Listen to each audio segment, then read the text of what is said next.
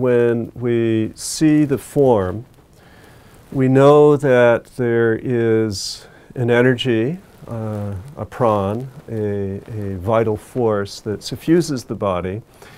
and that at the base of the spine there is a coiled energy that, from which we bound up and where we again take rest. And according to this philosophy that emerged, there is this potential for this energy to, like interwoven snakes, to rise from that base and find expression at different energy centers within the body known as chakras. And the base, the Mula Chakra, where she is held in latency, is then from that starting point. And for some people, this grappling with the material stuff of the world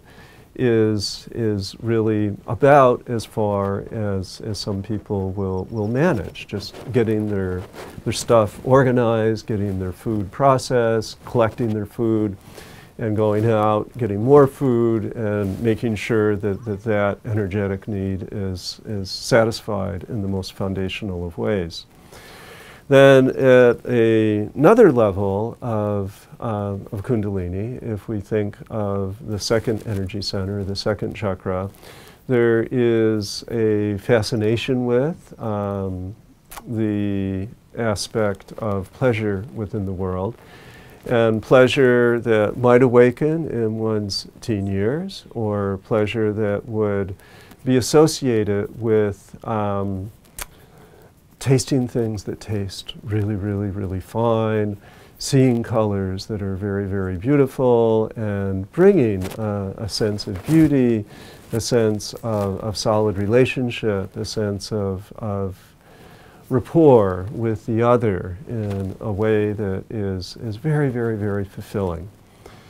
And that would be at a level where the Kundalini, that life force, has gone beyond just total material self-obsession into a relational sense of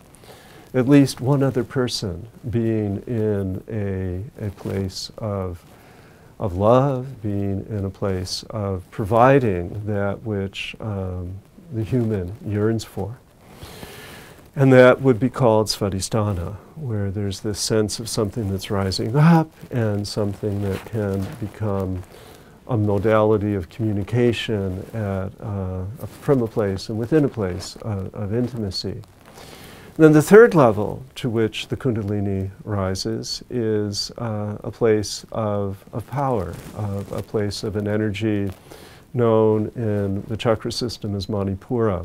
is a city of jewels. And with this comes a sense of greater community, a sense of power, a sense of being able to understand beyond ourselves, beyond our intimate relations, how families are organized, how cultures are organized, and to be able to come from a place of power within the belly, fire in the belly, that would allow one to negotiate in larger societal groups, primarily from a place of power, a power that understands how people work, but a power that enables one in that larger context to be able to be of service, but also to be able to feel a place of connection from a more or less instrumental or utilitarian, like I'm going to use this skill in order to get a job in the modern world, in order to keep in a place of safety and a place of comfort.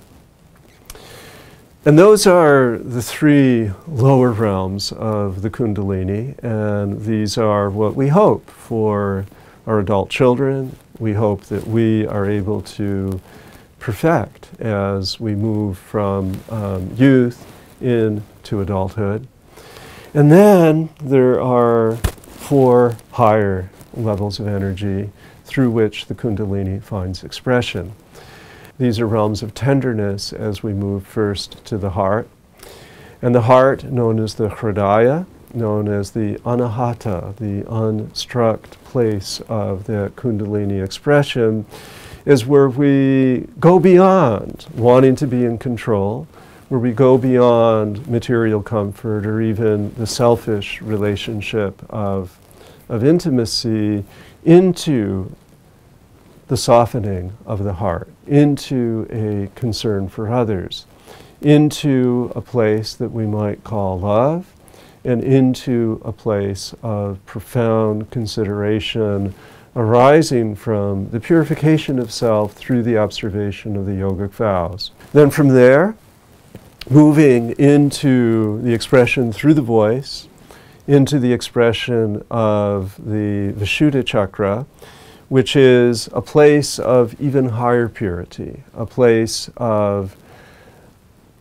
understanding and really working with emotions and truly venerating the power of the voice as a way of connecting our best self with the world, to be able to communicate clearly, to be able to communicate with oneself, and to truly be able to have sorted out the emotions so that when one is in relationship with others, there will be a place of Vishuddha, there will be a place of prasada, there will be a place of clarity. And then as we move into the higher realms, the Ajna Chakra and the Sahasrara Chakra. The Ajna Chakra, associated by some with the pineal gland, is about the activation of the frontal lobes of the brain. The neuroscientists have hooked all the great meditators up, the yoga meditators, the Buddhist meditators, the Christian prayer people, and they've discovered that there is an activation that takes place in this zone of the human body, referred to popularly as the third eye, and that there would be a sort of gathering and a concord that arises among the brain waves. Alpha, beta, theta states begin to arise, and that within that Ajna Chakra there will be a point of focus, perhaps an experience of what the yogis and the Buddhists called samadhi, and that in that experience of insight there will be an automatic way of engaging the body within the world that's stable, that is loving, that is insightful, that is filled with understanding and acceptance. And then there may be moments where what the Yoga Sutra calls a connection with the ascended rishis, okay? A moment where there may be a sense that the world that the yoga person or the meditator engages, once set into that place of stability, will allow oneself to really connect with a higher purpose, will really open oneself through the crown of the head to a connection point discussed in the Purusha Sukta, where through the head we gain connection with the heavens themselves.